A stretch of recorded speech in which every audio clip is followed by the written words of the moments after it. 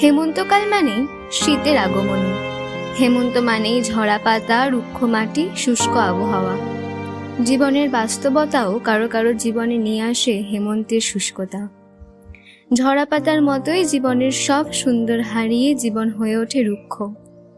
আমাদের আজকের গল্প এই ঋতুর সাথে মিলে যায় অনেকাংশে। সঙ্গে থাকুন, শুনতে থাকুন স্যাবি স্টোরি হাট।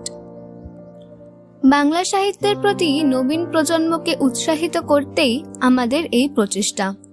আমরা এখানে শোনাবো বাংলা সাহিত্যের প্রবীণ ও নবীন প্রজন্মের লেখকদের ভিন্ন স্বাদের ছোট গল্প। আজ আমরা শোনাবো নারায়ণ গঙ্গোপাধ্যায়ের একটি অনবদ্য ছোট গল্প। নারায়ণ গঙ্গোপাধ্যায়ের জন্ম 4ই ফেব্রুয়ারি 1918 সালে দিনাজপুর ডিস্ট্রিক্টে, অধুনা বাংলাদেশ।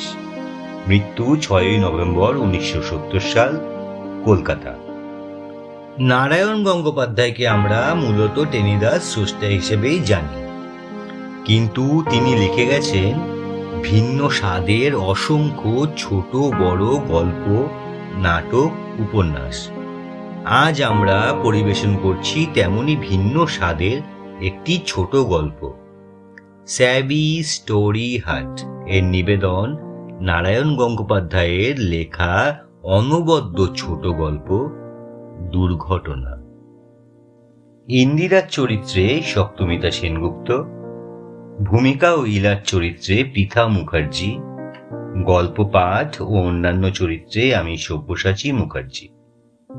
শুরু করছি আজকের গল্প দুর্ঘটনা। কেবিনের সামনের ডেক চেয়ারে বসে পড়তে পড়তে মনোযোগটা বারে বারে বিচ্ছিন্ন হয়ে যাচ্ছিল। স্টিমার চলতে শুরু করে দিয়েছে। কাঠের চাকায় উঠছে আহত জলের ক্ষুব্ধ আর ক্রুদ্ধ গর্জন। কচুরির ঝাঁক ছিন্ন ভিন্ন করে আর জলে সমুদ্রের ঢেউ জাগিয়ে স্টিমার এগিয়ে চলেছে। সকালে রোদে নদীর জল কাচের গুঁড়োর মতন জ্বলছে। ইলিশ মাছের সন্ধানে লম্বা জাল ছড়িয়ে নেচে নেচে চলেছে জেলেডিঙির বহর। হাতের ডিটেকটিভ উপন্যাসে তখন ঘটনার ভয়ঙ্কর আতঙ্ক। 3টে খুন করে আর দুর্মূল্য পান্নার ড্রাগনটা হস্তগত করে দস্যু সর্দার ক্যাংচু পলাতক। বাঙালি ডিটেকটিভ সমুদ্র রায় তাকে ধরবার জন্য ইরাবতী নদী দিয়ে লঞ্চ ছুটিয়েছে পূর্ণ বেগে। এমন সময় জলের তলায় প্রলয়ঙ্কর শব্দে কি ফাটল? চুম্বক মাইন? কিছু বোঝা গেল না, কিন্তু মুহূর্তে ডিটেকটিভ সমুদ্র রায় লঞ্চ থেকে। উত্তেজনায় গায়ের লোমগুলো যখন দাঁড়িয়ে উঠতে যাবে, ঠিক সেই সময় ইন্দিরা চৌধুরী অন্যমনস্ক হয়ে গেল। বইটা মুখের সামনে ধরে কান খাড়া করে শোনবার চেষ্টা করতে লাগলো কথাগুলো। স্টিমারের অবিশ্রান্ত গর্জনের মধ্যে দিয়েও সেই কলকাকুলি বেশ স্পষ্টভাবেই কানে আসতে লাগলো। ওরা দুজনে দাঁড়িয়েছে ফ্রন্ট ডেকের রেলিং ধরে, ইন্দিরার দিকে পিঠ দিয়ে। সুন্দর ছেলেটি, আরো সুন্দর মেয়েটি। বিশৃঙ্খল হাওয়ায় ওদের চুল উড়ছে, শাড়ি উড়ছে, উড়ছে পাঞ্জাবির প্রান্ত। বাতাসে ভাসছে একটা মৃদু মধুর সুরভি। ওরা এখন নিজেদের মধ্যে নিমগ্ন। সত্যি বড্ড খিদে পেয়েছে, ছেলেটির গলা। মেয়েটি ধমক দিলে, তুমি বড্ড পেটুক বিভাস। স্টিমারে উঠবার আগে অতগুলো খেয়ে এলে না রেস্তোরাঁ থেকে, এখন আবার খেলে অসুখ করবে না? না, কিছুতেই না, ছেলেটি জোর গলায় প্রতিবাদ করলে। জানো, আমি ডাক্তার, আমাদের কখনো অসুখ করে না। সত্যি ইলু, তোমার টিফিন ক্যারিয়ারের গলদা চিংড়িগুলো না। আবার ইলু অথবা ইলা এবার কড়া ভাবে শাসন করে দিলে। ফের গলদা চিংড়ির নাম করেছো কি টিফিন কেরিয়ার শুদ্ধ নদীতে ফেলে দেব। 10টার আগে এক টুকরো কিছু খেতে পাবে না। ডাক্তার, ছাই ডাক্তার তুমি। এমবি পাশ করেছো খালি মানুষ মারতে। শাসিত হয়ে বিভাস চুপ করে রইল। বোঝা গেল গলদা চিংড়ির ব্যাপারে সে নিরাশ এবং মনক্ষুণ্ণ হয়েছে। ইলা কোমল স্বরে বললে, সত্যি লক্ষ্মীটি রাগ করে না, তোমার জন্য খাবার আনা হয়েছে, তুমিই তো খাবে। আমি বলছিলাম। স্টিমার বাঁক ঘুরছে একটা। অসতর্ক নৌকোগুলোকে জানান দেবার জন্য প্রচণ্ড গভীর রবে বাঁশি বাজিয়ে দিল দুবার। কয়েকটা কথা তার মধ্যে হারিয়ে গেল। বাকি কথাগুলো তেমনি অখণ্ড মনোযোগে শুনে যেতে লাগলো ইন্দিরা। নিজের ব্যর্থ শূন্য জীবনটা, পরিপূর্ণ যৌবন, সৌন্দর্যের দিকে তাকিয়ে এখনো মাঝে মাঝে লোলুপ হয়ে ওঠে। ইলা বলে যাচ্ছে, আচ্ছা, এতটুকু কি রোম্যান্স নেই তোমার? বিয়ের পর হানিমুন করতে চলেছ, কোথায় ভালো ভালো কবিতা মনে পড়বে তা নয়, গলদা চিংড়ি আর গলদা চিংড়ি। বোঝো না, মানুষ কেটে কেটে ভয়ানক রিয়ালিস্টিক হয়ে গেছি। এখনো কবিগুরুর কবিতা মনে পড়ে বই কি, কিন্তু সে হচ্ছে, পাক প্রণালীর মতে করো তুমি রন্ধন, যেন ইহা প্রণয়ের সব সেরা বন্ধন, চামড়ার মতো যেন না দেখায় লুচিটা, স্বরচিত বলে দাবি নাহি করে মুচিটা, পাতে বসে পতি যেন নাহি করে ক্রন্দন। ওরে অকৃতজ্ঞ, কবে তোমাকে চামড়ার লুচি খাইয়েছি? অনেক দিন। মিথ্যেবাদী, ছোট লোক। ইলার ঝংকার, তারপর খানিকটা দাম্পত্য কলহ, এক ঝলক মিষ্টি হাসি। সকালের রোদ, নদীর জল, নীলাঞ্জন আকাশ, স্টিমারের চাকায় জলের গর্জন, সব মিলে অপরূপ এক টুকরো লিরিক কবিতা। স্কুল মিস্ট্রেস কুরুপা ইন্দিরা চৌধুরীর বুকের ভেতরটা অকারণে পুড়ে যাচ্ছে। রক্তের মধ্যে একটা চাপা আক্রোশ, স্টিমারের প্যাডেলের মতন অশ্রান্ত ঘাত প্রতিঘাত। গালে মুখে যেন একরাশ রক্তকণিকা এসে ঝিঝি করছে। কোনো ফাঁকে হাত থেকে রোমাঞ্চকর ডিটেকটিভ উপন্যাসটা খসে পড়ল। ওদের কাছে এখন সমস্ত পৃথিবীর রঙই আলাদা। আকাশ, বাতাস, নদীর জন্য আর স্টিমারের বাঁশিতে যেন সানাইয়ের সুর উঠেছে। শরতে রোদে দিগন্তটা যেন বাসন্তী রঙের শাড়ি পরে অবগুণ্ঠিতা নববধূর মতন এসে দাঁড়িয়েছে ওদের দৃষ্টির সামনে। স্টিমারের চাকায় তারই জলতরঙ্গ। আর শুধু পৃথিবীই নয়, ওদের এই মিলন উৎসবে চারিদিককার সমস্ত মানুষও যেন যোগ দিয়েছে। যে সমস্ত নিদ্রাতুর যাত্রী এই দিন দুপুরেই ডেকের উপর লম্বা হয়ে পড়েছে, অথবা মুরগির ঝোলের গন্ধে আকৃষ্ট হয়ে যারা ঘোরাঘুরি করছে বাটলারের ঘরের সামনে, কিংবা ইঞ্জিনের খোপরে ঢুকে যেসব কালিমাখা খালাসি কয়লা ঠেলছে বয়লারের গোলাপি আগুনে, তারা আর কেউ নয় এই আনন্দিত বরযাত্রারই সঙ্গী। তাই পোড়ামুখ কুৎসিত ইন্দিরা চৌধুরীর সঙ্গে আলাপ করে নিতেও দেরি হলো না ইলার। ডেকে তিনজন, গল্প জমে গেল। কোথায় যাচ্ছেন, কি পরিচয়, কি করেন, বাড়িতে কে কে আছেন, কবে বিয়ে হলো। আশা করি দাম্পত্য জীবন মধুময় হয়ে উঠেছে। আপনাদের দেখে ভারী ভালো লাগলো। একেবারে আইডিয়াল কম্বিনেশন যাকে বলে। বিকেল হয়ে এসেছে। নদীর জলে ছড়িয়ে পড়েছে রাঙা আলো। ইলার সুন্দর মুখে সেই আলো এসে অপরূপ মায়া ছড়িয়ে দিলে। আর সেই দিকে একবার চোখ বুলিয়ে গল্প শুরু করলে ইন্দিরা।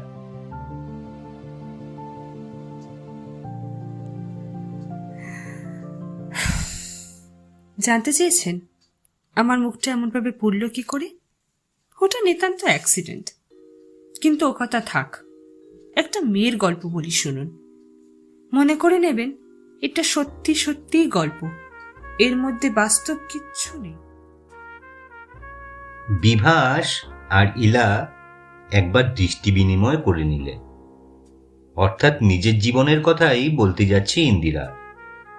আত্মচরিত অথবা বাস্তব ঘটনা বলবার রেওয়াজই এই। গোড়াতেই তাকে অস্বীকার করে নিতে হবে। ইন্দিরা বললে,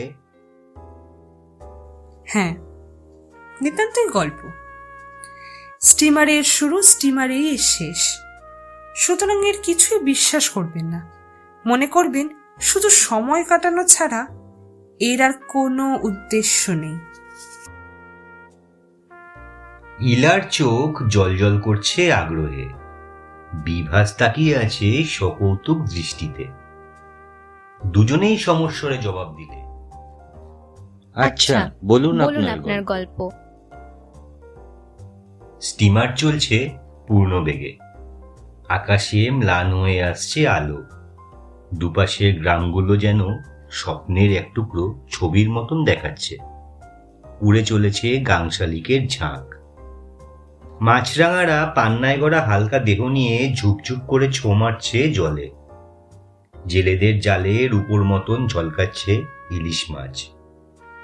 নিচের থেকে আসছে স্টিমের আর খালাসিদের রান্নার একটা মিষ্টি মিশ্র গন্ধ। ইন্দিরা বলতে শুরু করলে, একটি মেয়ের গল্প। অসাধারণ কিছু নয়, সাধারণ মেয়ে। পথে ঘাটে যাদের দেখা, সংসারে যাদের সঙ্গে প্রত্যেক দিন সাক্ষাৎ, তাদেরই একজন। তাকে দেখলে কারো চোখ তার উপরে আটকে পড়ে না, অথবা চোখ ফিরিয়ে নেবারও দরকার হয় না। গ্রামে যারা তুলসী তলায় প্রদীপ জ্বালায় এবং শহরে এসে যারা লেখাপড়া শিখেও সহজভাবে একা একা পথ চলতে পারে না, এই মেয়েটি তাদেরই দলে। বেশিরভাগ ক্ষেত্রে এসব কালো মেয়ের মুখে একটা চমৎকার লাবণ্যর আলো থাকে, অন্তত প্রথম বয়সে, ঝকঝকে প্রথম বয়সে। ঝকঝকে ফর্সার রং সে আলোক ম্লান করে রাখে, কিন্তু শান্ত শ্যামলতার ভেতর দিয়ে তা ঠিকরে পড়ে প্রাণের আলোর মতো। ঘনিষ্ঠভাবে না মিশলে একে দেখা যায় না, যারা দেখে তারা ভুলতে পারে না। একটা জিনিস মনে রাখবেন, উজ্জ্বল গৌরাঙ্গী মেয়ের প্রেমে যারা পড়েছে তাদের আত্মরক্ষার সম্ভাবনা থাকলেও থাকতে পারে, কিন্তু কালো মেয়েকে যারা ভালোবেসেছে তাদের উদ্ধারের বিন্দুমাত্র আশা নেই। আমি যে মেয়েটার কথা বলছি, ধরুন তার নাম লক্ষ্মী। এই লাবণ্যের আশীর্বাদ সেও পেয়েছিল। লেখাপড়া মন্দ করেনি, 3rd ইয়ার পর্যন্ত পড়েছিল। তারপরে তার বিয়ে হয়ে গেল, যেমন করে এসব মেয়েদের হয়। প্রেমে পড়ে নয়, সিভিল ম্যারেজও নয়, বাপ মায়ের পছন্দ করা একটি সাধারণ বাঙালি ছেলের সঙ্গে। তার নাম মনে করুন সত্যেন। রাইটার্স বিল্ডিং এ চাকরি করে। কলকাতায় নিজের একখানা দোতলা বাড়ি আছে, আছে বাপ মা ভাই বোন। গল্পের নায়ক হবার মতো কোনো গুণ নেই, না রোমিও না ডন জুয়ান। কালো রঙের একটি ছেলে মাঝারি ধরনের বিয়ে পাশ করে ঢুকেছিল চাকরিতে, কিন্তু লক্ষ্মী সুখী হয়েছিল সত্যেন। অফিস পালিয়ে দুপুরে সত্যেন আসতো বাড়িতে। স্ত্রীকে নিয়ে যেত বিলিতি বায়োস্কোপে ম্যাটিনির ছবি দেখতে। সন্ধ্যায় লেকের ধারে বসে হ্যাপি বয় আইসক্রিম খেত। আউটরাম ঘাটের পাশে ছায়া ঘেরা লোহার বেঞ্চিতে বসে বসে দেখত রেঙ্গুনের জাহাজ আর গঙ্গার জলে দিনান্তের আলোর ঝলক। সূর্য ডুবে যেত, হাওড়ার আকাশে উঠত চাঁদ। গুনগুন করে লক্ষ্মী গান গাইত। যেতে যেতে পথে পূর্ণিমা রাতে চাঁদ উঠেছিল গগনে। বেশ কাটছিল, কিন্তু কাটল না। সত্যেনের দেখা দিল ক্লোরিসি থেকে যক্ষা। ইন্দিরা চশমার কাঁচ মুছে নেবার জন্য চুপ করলে এক মুহূর্তের জন্য। নদীর পুপারের গ্রামগুলোকে অস্পষ্ট করে দিয়ে নেমেছে সন্ধ্যা। পশ্চিম আকাশে এখনো জ্বলন্ত তারার রক্তরাগ। স্টিমারের আলোগুলো জ্বলে উঠেছে। সার্চলাইটের আলো দূরে নারকেল বিথি সমাকীর্ণ নদীর বাঁকটাকে উদ্ভাসিত করে দিলে। এদিকে ইলার বিভাস নির্নিমেষ দৃষ্টিতে তাকিয়ে রইল ইন্দিরার মুখের দিকে। ইলার স্বরে বেদনা প্রকাশ পেল। যক্ষা? ইন্দিরা চশমাটা পরে নিলে। কাচের উপর ইলেকট্রিকের আলো পড়ে যেন ইন্দিরার চোখ দুটোই জ্বলতে লাগলো। হ্যাঁ, যক্ষা। এসব কাব্যের এরকম বিয়োগান্ত পরিণতিও মাঝে মাঝে ঘটে থাকে। কি করা যাবে, উপায় নেই। চিকিৎসা চলতে লাগলো। ব্যাংকে সঞ্চিত যা কিছু দিয়ে, লক্ষ্মীর গয়না বন্ধক দিয়ে, কিন্তু কোনো লাভ নেই। সকলেই বুঝতে পারছিল যা অনিবার্য তাই ঘনিয়ে আসছে। লক্ষ্মীর মনের অবস্থা আপনারা অনুমান করতে পারেন। সে সম্বন্ধে কোনো কথাই আমি বলবো না। তবু যখন এক বিন্দু আশা থাকে না, তখন আশা করতে ছাড়ে না মানুষ। হয়তো লক্ষ্মীর ক্ষেত্রেও তাই হয়ে থাকবে। কিন্তু আশ্চর্য, সবাই যখন ভরসা ছেড়ে দিয়েছে, তখন আরো বেশি করে ভরসা পাচ্ছে সত্যেন। এ রোগে নাকি ধর্মই নেই। তার ধারণা সে সম্পূর্ণ সেরে গেছে, এখন আর ভয়ের কোনো কারণ নেই। বাস্তবিক আগের চাইতে তার বাইরের স্বাস্থ্য সেরে গিয়েছিল অনেকটা। সত্যেন খুঁতখুত করতে লাগলো। এভাবে আমাকে আলাদা করে রাখবার দরকার নেই। আমি সকলের সঙ্গে মিশবো, সকলের সঙ্গে খাবো। লক্ষ্মী বা এমন করে দূরে থাকবে কেন? আমার কাছে স্বচ্ছন্দেই আসতে পারে এখন। শেষ কথাটাই সত্যেনের আসল লক্ষ্য। কিন্তু বাড়ির নতুন ডাক্তার, ধরা যাক তার নাম বিভাস। বিভাস আর ইলা একসঙ্গে চমকে উঠল। বিভাস? মনে করুন কাল্পনিক নাম। সামনে যাকে পাওয়া যায় তাকে মডেল করে নিয়ে গল্প বললে সুবিধা হয় না?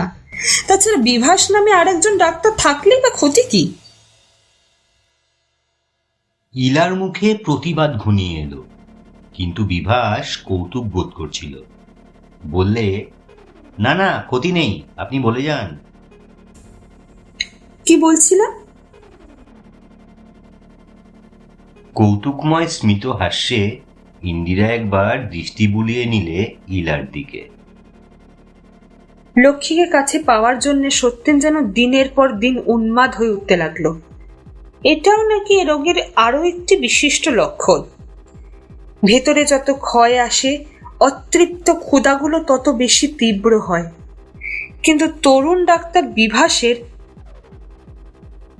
ইন্দিরা একবার থামল। বিভাসের কড়া নিষেধ। যে কোনো রকম উত্তেজনা রোগীর পক্ষে মারাত্মক। সুতরাং লক্ষ্মীর স্বামী সম্ভাষণের অধিকার ছিল না। তাছাড়া আরো একটু ব্যাপার ছিল, যার কেউ বুঝতে না পারলেও লক্ষ্মীর দৃষ্টি এড়ায়নি। দিনের পর দিন রোগীর চিকিৎসায় নিঃস্ব হয়ে আসা এই পরিবারটির প্রতি জেগে উঠেছিল বিভাসের একটি অহৈতুকী সমবেদনা। শেষ পর্যন্ত সে দুবেলা যাতায়াত করতে শুরু করলো। ফি যাওয়া তো দূরের কথা, সে সম্বন্ধে কোনো কথা উঠলেই জিভ কেটে 3 হাত পিছিয়ে দাঁড়াতো। বলতো, আরে না না, টাকা আবার কেন? এ তো আমার কর্তব্যই। দরিদ্র পরিবারটি তাতে অপমানিত হলো না, বরং স্বস্তির নিঃশ্বাস ফেলে বাঁচল। কিন্তু নতুন ডাক্তার, বিশেষ করে তরুণ ডাক্তারদের কর্তব্যবোধ ক্ষেত্র বিশেষে মাঝে মাঝে মারাত্মক হয়ে ওঠে। না না বিভাসবাবু, কিছু মনে করবেন না, এ কটাক্ষ আপনাকে নয়, এটা আমি সাধারণভাবেই বলছি। একেবারে দায়িত্বহীন উক্তি বলে আপনি উড়িয়ে দিতে পারেন। যাই হোক, কর্তব্যের তাগিদেই নতুন ডাক্তার একদিন এক ঝুড়ি ফল নিয়ে এলো। লক্ষ্মী তখন দাঁড়িয়েছিল বারান্দার পাশে। ম্লান বিষণ্ণ চোখ মেলে তাকিয়ে দেখছিল সামনের বড় বাড়িটার মাথার ওপর রক্ত মাখিয়ে সূর্য অস্তে নামছে। হয়তো তার মনে পড়ছিল আউটরাম ঘাটের সেই সন্ধ্যা, সেই ঝলমলে জল, সেই ঘাট ছেড়ে আসা দূরের পথিক, কালো কালো জাহাজগুলোর গম্ভীর উদাস বাঁশির সুর। বিভাস বলল, আপনাকে ভারী সুন্দর লাগছে দেখতে, যেন একখানা আঁকা ছবির মতো। লক্ষ্মী চমকে পেছনে তাকালো।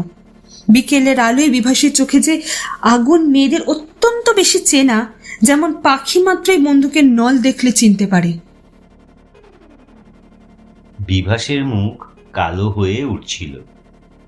হঠাৎ যেন তীব্রভাবে বলে ফেলল, থাক, আপনার গল্প আর ভালো লাগছে না মিস চৌধুরী, মাফ করবেন।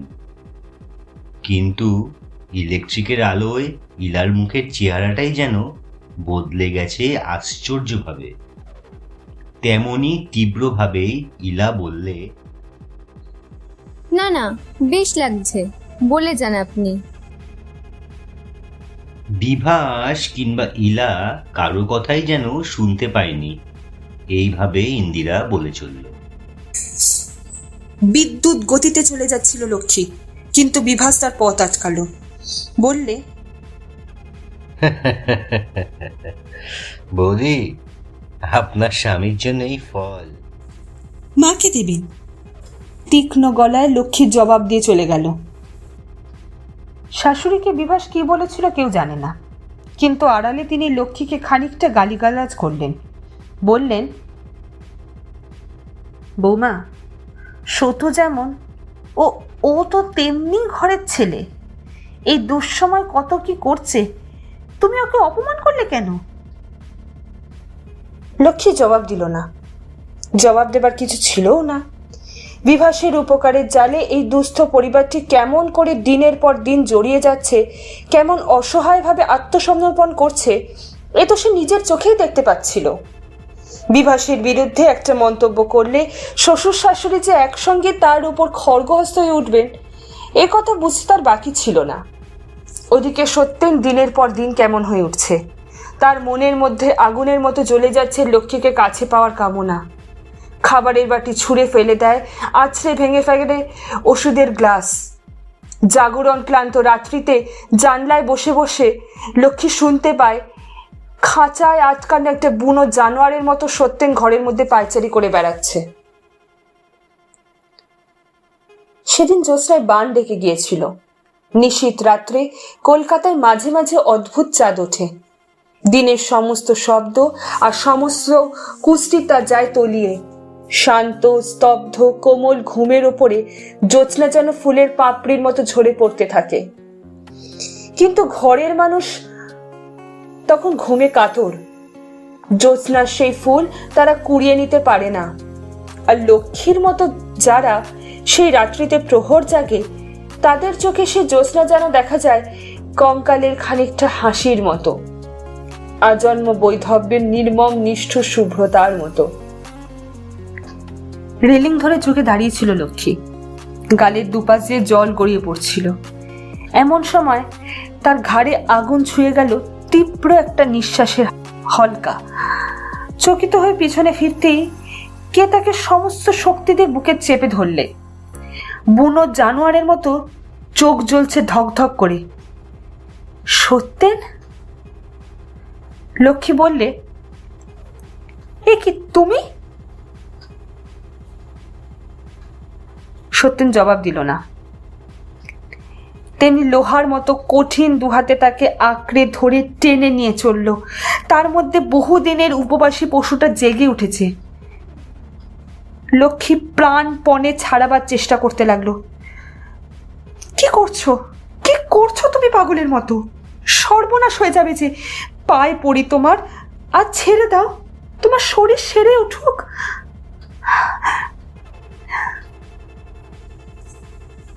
সত্যেন তবুও জবাব দিল না।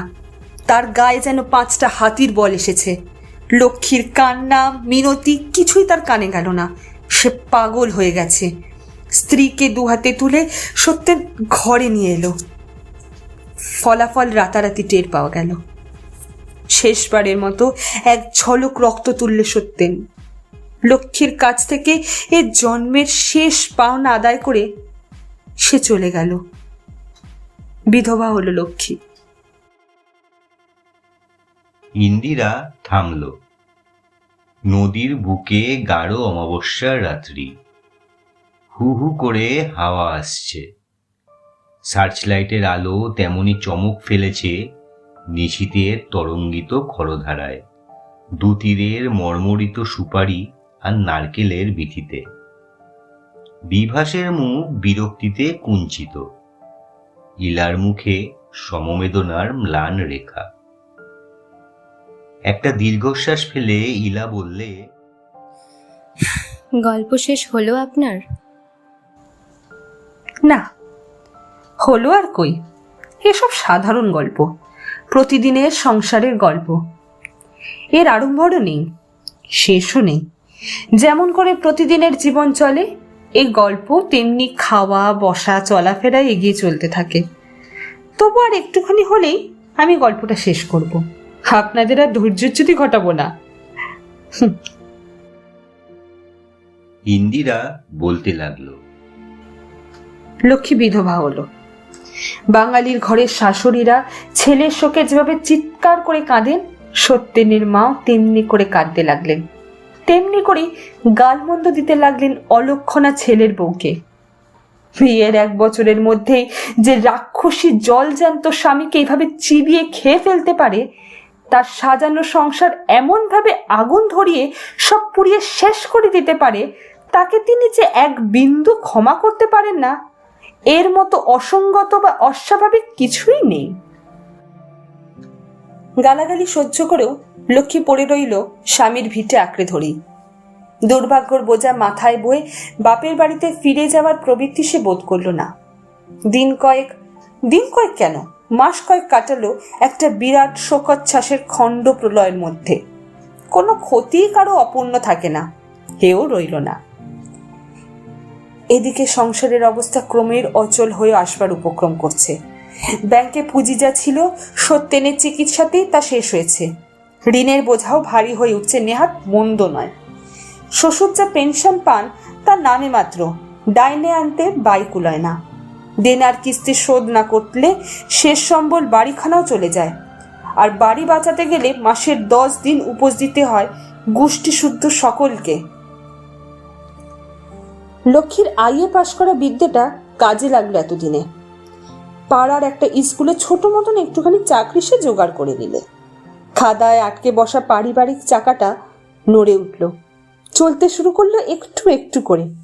সংসারে অলক্ষণা বিধবা বউয়ের প্রতি গালিগড় বর্ষণটাও কমে এলো, তার মূল্য বাড়ল, এমনকি খানিকটা আদরও জুটলো বলা যায়। কোনো দিন স্কুল থেকে ফিরে এসে দেখতো বুড়ি শাশুড়ি উনুনের আঁচে বসে তার জন্য খাবার তৈরি করছেন। দিন কাটছিল, হয়তো এমনি করেই কেটে যেত। লক্ষ্মী ভুলে যেত নিজেকে, শ্বশুর শাশুড়ি ভুলে যেতেন সংসার থেকে সত্যেনের ক্ষত চিহ্নটাকেও। তারপরে দূর ভবিষ্যতে হয়তো এও দেখা যেত যে এরকম করে নিজের মধ্যে লক্ষ্মী সুখী হয়ে উঠেছে। জীবনের ধর্মই মানিয়ে চলা, স্বীকার করে নেওয়া। লক্ষ্মীর বেলাতেও তার ব্যতিক্রম হতো না। কিন্তু যা হতো তা হলো না। এলো রাহু। কর্তব্যপরায়ণ ডাক্তার বিভাস সত্যেনের মৃত্যুর পরেও এ বাড়িতে তার কর্তব্যকে ভুলতে পারল না। সত্যেনের জন্য আর ফলের ঝুড়ির দরকার নেই, কিন্তু শাশুড়ির জন্য আছে। বুড়ো বয়সে মিষ্টি খাবার লোভ হয় মানুষের। বিভাস বাক্স বোঝাই করে ভালো ভালো সন্দেশ আমদানি করতে লাগলো। বিজয়ার দিনে অকারণে 10 টাকার নোট দিয়ে শ্বশুরকে প্রণাম করে গেল। তিনি আপত্তি করলে বিভাস ম্লান মুখে বললে, আমাকে এমন পর করে দেখছেন কেন মেসোমশাই? সত্যেন আমার বন্ধু ছিল, তার শূন্য জায়গাতে আমার কি এতটুকু দাবি নেই? বেশ গুছিয়ে কথা বলতে পারে বিভাস। শ্বশুরের চোখে জল এলো। তিনি বললেন, না বাবা, একজন গেছে, তার জায়গায় তোমাকে পেয়েছি খানিকটা অন্তত। তোমাকে কি পর ভাবতে পারি কখনো? কিন্তু সত্যেনের সব শূন্যস্থানেই বিভাস নিজেকে প্রতিষ্ঠা করবার চেষ্টা করতে লাগলো, এমনকি লক্ষ্মীর ক্ষেত্রেও। শ্বশুর শাশুড়ি কিছু বুঝতে পারছিলেন কিনা তা কে জানে, যদিও বুঝে থাকেন তাহলেও বোধহয় তখন তাদের করবার কিছু ছিল না। দারিদ্র আনে অপরিহার্য ক্ষুদ্রতাকে বহন করে, আনে লোভ, আরো বিশেষ করে সে দরিদ্র যখন অসহায়। নতুন আশ্বাস করে নতুন উৎসাহে বুক বেঁধে চলবার ক্ষমতা যার নেই, সে চোখ বুঝেই কোনো একটা অবলম্বনকে আশ্রয় করতে চায়, সেটা দড়ি কিংবা সাপ, একটা কিছু হলেই হলো। সাময়িক আশ্বাসটাই তার পক্ষে বড় কথা। লক্ষ্মী তখনও শোনেনি। পরে শুনেছিল বিভার শ্বশুরকে নাকি 300 টাকা ধার দিয়েছে এবং সে টাকা ফেরত পাবার জন্যে তার কিছুমাত্রও তাগিদ নেই। এমন হতে পারে যে সে পরিবারটার উপরেই বিভাসের খানিকটা মায়া বসে গিয়েছিল, কিন্তু দিনের পর দিন তা থেকে প্রত্যক্ষ হয়ে উঠছিল তার লক্ষ্মীর প্রতি লোভ, একটা অপরিসীম লোলুপতা। আচমকা ঘরে ঢুকে বলে বসতো, বৌদি, অমন করে বসে আছেন কেন? আসুন না, একটু গল্প করি। খানিকটা পরিমাণে স্বীকার না করে উপায় ছিল না বিভাসকে।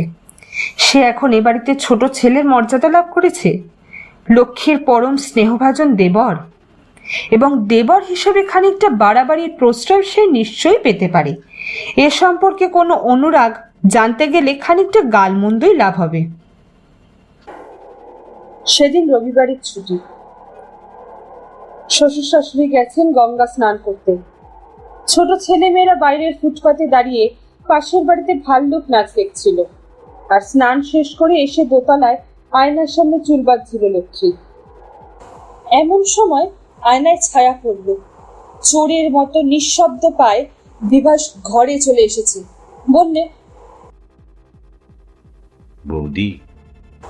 রাগে লক্ষ্মীর চোখ মুখ রাঙা হয়ে গেল। আপনি এমন ভাবে আমার ঘরে এলেন কেন? কেন আসতে নেই? বিভাস বেশ আরাম করে লক্ষ্মীর খাটের উপরে জাকিয়ে বসল। সত্যি, যত দিন যাচ্ছে বৌদির রূপ তত বেশি খুলছে, যেন তপকৃষা পার্বতী। অসহ্য ক্রোধে লক্ষ্মী বললে, আপনার স্তুতি আমার দরকার নেই। এমন সময় আপনি আমার ঘরে আসবেন না। পাড়ার লোক দেখলে কি ভাববে বলুন তো?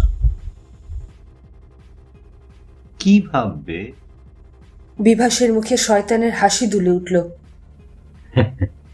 কি ভাববে বলো না লক্ষ্মীটি। সত্যি, লক্ষ্মী নামটা তোমার সার্থক। লক্ষ্মী দাঁড়িয়ে কাঁপতে লাগলো, জবাব দিল না।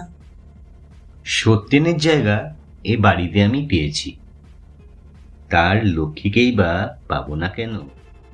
বলতে বলতে বিভাস উঠে দাঁড়ালো, তারপর আলগা একটা টান দিয়ে লক্ষ্মীকে একেবারে বুকের ওপর নিয়ে নিল। মুহূর্তের মধ্যে লক্ষ্মীর সমস্ত শরীরটা আড়ষ্ট হয়ে গেল। মুখ দিয়ে একটা শব্দও বেরোলো না। পলকের জন্য মনে হলো যেন সে মরে গেছে, কিন্তু মুহূর্তের জন্যই। পরক্ষণে একটা প্রবল ধাক্কায় বিভাস ছিটকে দেওয়ালের দিকে চলে গেল। সশব্দে ঠুকে গেল তার মাথাটা। বিমূঢ় হয়ে বিভাস তাকিয়ে রইল খানিকক্ষণ। বড় বড় নিঃশ্বাস পড়তে লাগলো তার। চাপা কঠিন গলায় জবাব দিলে, বেশ। সেই যে বিভাস লক্ষ্মীর ঘর থেকে বেরিয়ে গেল, 1 মাসের মধ্যে এই বাড়িতে আর পা দিল না।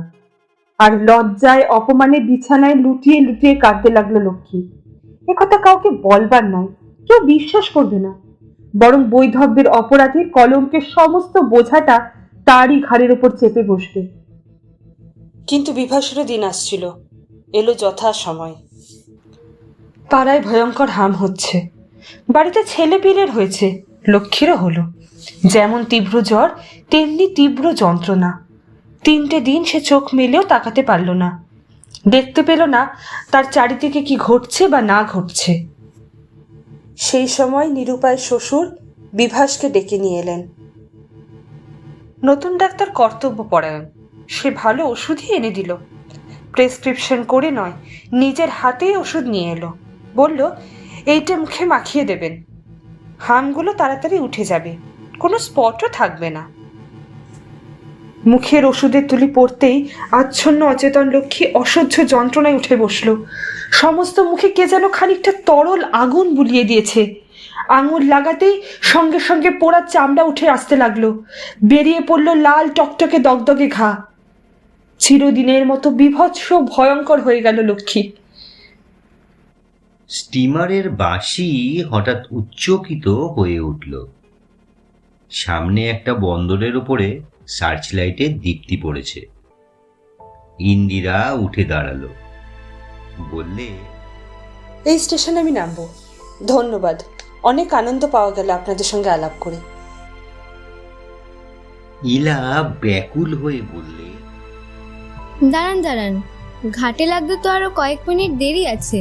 তারপরে কি হলো বলুন। সুটকেসটা তুলে নিয়ে ইন্দিরা হাসল। কি আর হবে, বিভাসা নামে কেস করা যেত, কিন্তু প্রমাণ তো করা চাই। ওষুধের শিশিটা যে সেই এনে দিয়েছিল কি করে বলা যাবে? তাছাড়া শ্বশুর শাশুড়ি কি চাইতেন ঘরের কেলেঙ্কারি নিয়ে খবরের কাগজে টানাটানি হয়? তাদের না ছিল টাকা, না ছিল সহায়। নিচে খালাসিদের চিৎকার, হাফিজ হাফিজ। স্টিমার ঘাটে ভিড়ছে, শোনা যাচ্ছে মানুষের কোলাহল। ইন্দিরা বলল, আচ্ছা, নমস্কার। নমস্কার। দোতলায় সিঁড়ির মুখে কি ভেবে আবার থেমে দাঁড়ালো ইন্দিরা। মুখ ফিরিয়ে বলল, হ্যাঁ, আর একটা কথা, লক্ষ্মী শেষে খবর পেয়েছে বিভাসের সম্প্রতি বিয়ে হয়েছে, বেশ সুন্দর একটি মিষ্টি মেয়ের সঙ্গে। হেই, আপনারই মতো অনেকটা। সিঁড়ি দিয়ে তত্তর করে নেমে গেল ইন্দিরা। বিভাস কাষ্ঠ হাসি হাসল। হ্যাঁ, দেখেছি ইলু, কি চমৎকার একটা গল্প বানিয়ে। কিন্তু ইলা জবাব দিল না। দু চোখে তীক্ষ্ণ অবিশ্বাসের আগুন ছড়িয়ে কেবিনে ঢুকে সজোরে দরজা বন্ধ করে দিলে। কাতর বিভাস ডাকতে লাগলো, ইলা, ইলা, শোনো না, শোনো, শোনো না লক্ষ্মীটি। স্টিমার থেকে নেমে ইন্দিরা হেঁটে চলেছে পথ দিয়ে। সত্যি বানিয়ে বলা গল্প। নিজের সব ভেঙে গেছে বলেই যা কিছু সুন্দর দেখতে পায় তাকেই কি তার ভাঙতে ভালো লাগে? তার মুখখানা পুড়ে গিয়েছিল কোনো ডাক্তারের অ্যাসিডে নয়, নিছক একটা স্টোভ দুর্ঘটনাতেই।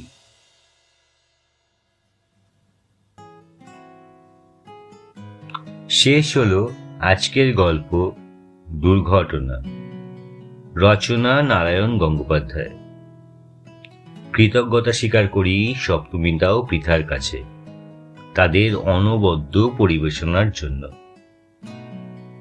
গল্পটি আপনাদের কেমন লাগলো তা লাইক করে জানান।